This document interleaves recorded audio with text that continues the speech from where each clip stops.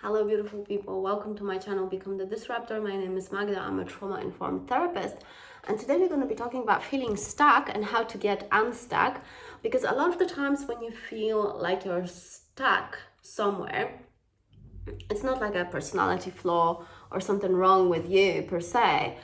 It's certainly what might be the case is that the seeking brain circuit, so those seven ancient, very old, millions years old emotional circuits in our brains, one of them is seeking. And when that seeking is, let's say, underdeveloped, that's when you might have those feelings of stuckness, feelings like, I just don't know what to do with my life. I don't know what sort of direction I'm heading, where to orient yourself around. So if that's where you are, then this is the video for you.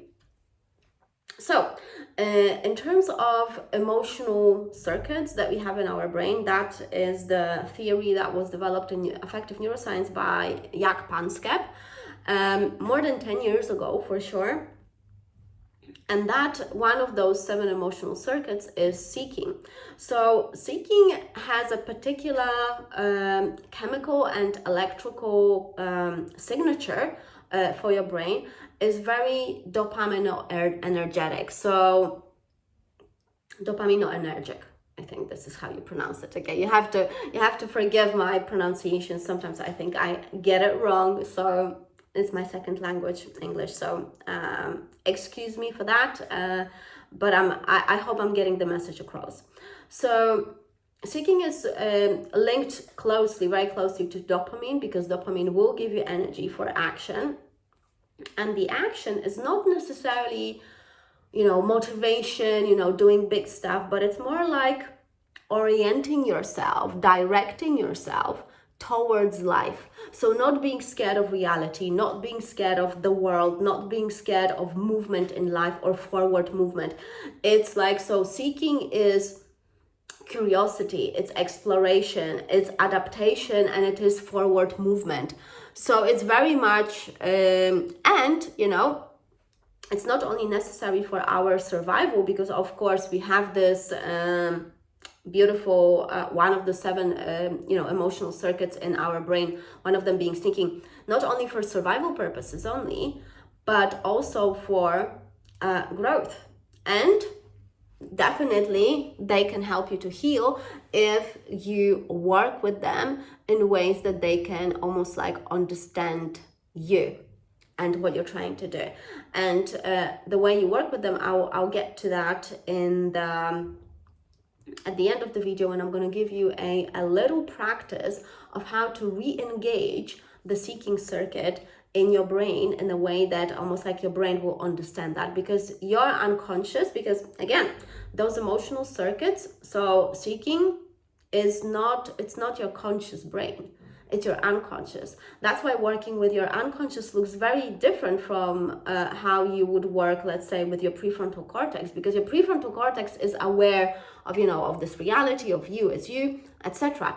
Your unconscious has a very different perspective. Therefore, these emotional circuits, the way you work with them, it is slightly different than how you would work with the conscious parts of your brain. So, how does seeking circuit looks like when it is suppressed? So basically, you feel there's a lot of overthinking and rumination. So you're like, you don't know how to move.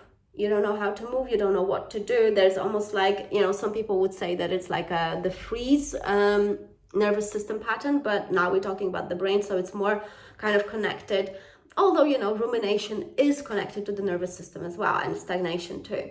And it's also, and this is what you can see online a lot, is this compulsive meaning making and compulsive meaning searching. So you will see, again, people who, let's say, are on a healing journey, and instead of like directing their energy, the energy of their body towards that forward movement, they are looking online and looking at different belief systems and, trying different gloves. I'm saying about, the different belief systems, trying how better to control life.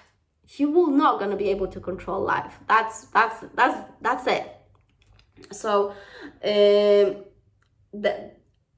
that compulsive meaning searching is basically also making a lot of money, for coaches and therapists who are selling you specific types of, models that are supposed to make meaning. So let's say, again, you've got so many narratives being, through marketing being sold to you. You had, again, the divine masculine, divine feminine, archetypes, without making any more examples, what I'm talking about. So I'm not going to be like, I don't want to dwell in that for too long.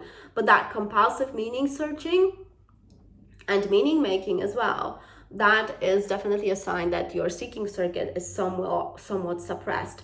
And then scrolling on any type of actually activity that feels actually compulsive, and also anything that is not actually moving you forward. So, and again, it's not about taking massive action, but it's almost like you're scrolling instead of exploring something.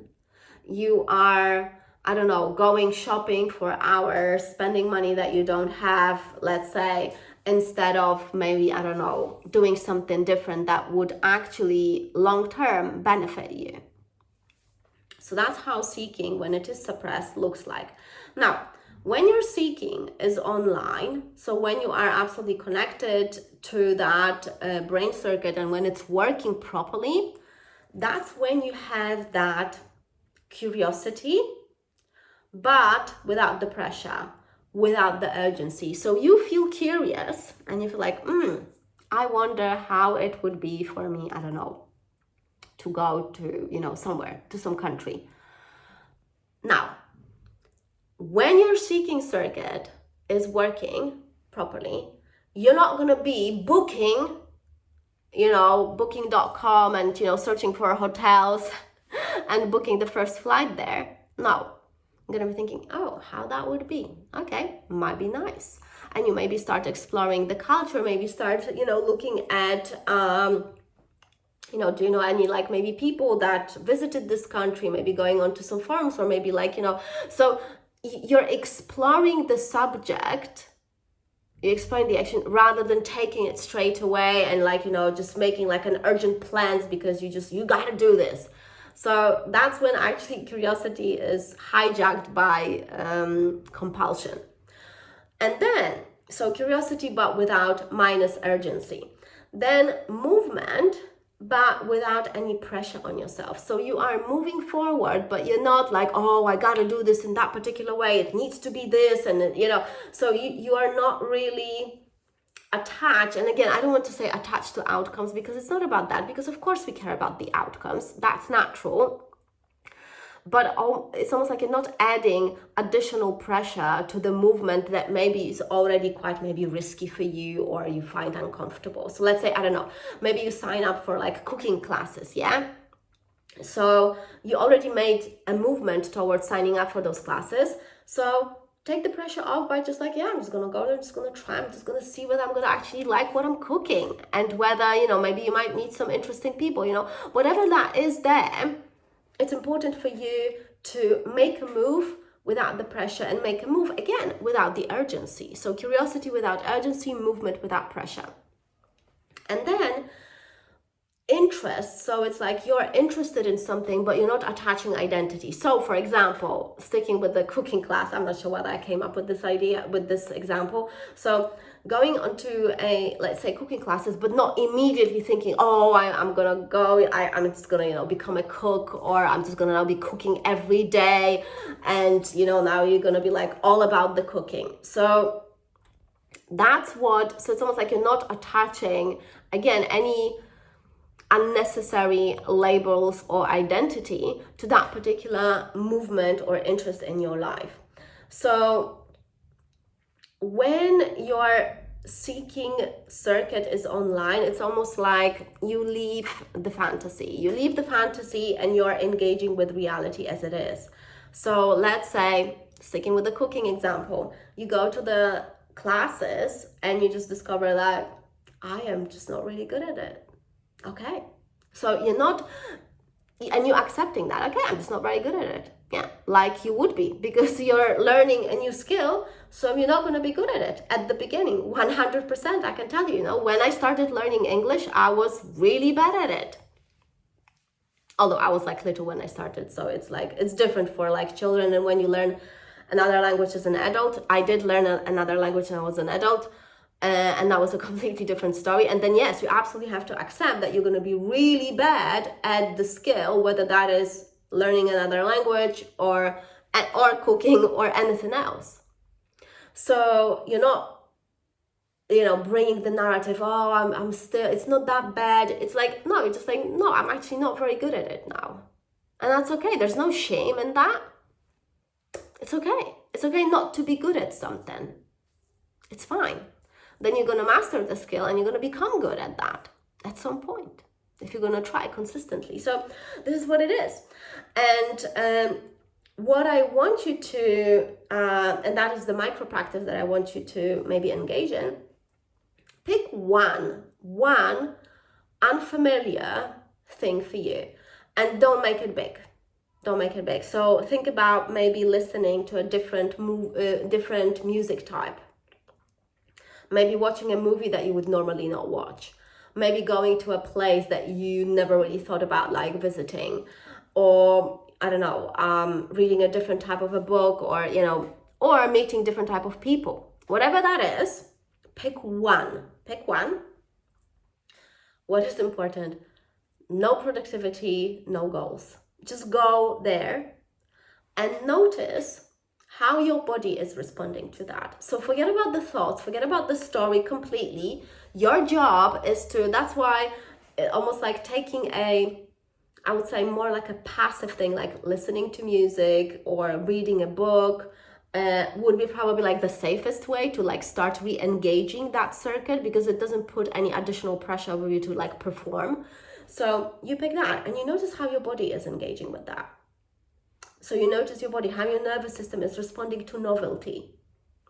And this is really important, that you're not going to treat it as a self-improvement, but you just treat it as basically like a nourishment, a novelty nourishment for your nervous system. That's the bottom line. So the objective of this practice of novelty and reintroducing seeking in a healthy way is about, not about the goal, not about the productivity, but about actually nurturing your nervous system, that novelty is safe, that it's safe for novel things to appear in your life, for new things to appear in your life, and that does not like clog you up in a like, oh, I gotta perform, I gotta be good, I'm a failure if I don't do this, but nah. So this is a small practice. Engage with it like, every day. So maybe like could be, I don't know, reading that book or whatever it is that you're going to choose, like for like 15 minutes a day.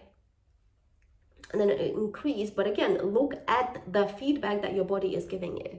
Even if it is uncomfortable, that's okay. Just carry on and just, this is really uncomfortable for me, but I'm just going to carry on, because that's the commitment that I made with myself. Yeah. So seeking is not about finding definite answers. It's more about being alive in the world. And being alive in the world is requiring a lot of courage, because you have to like stay open, curious, without pressure, moving without urgency. All these things, they are not easy, let's say, to strike a balance with.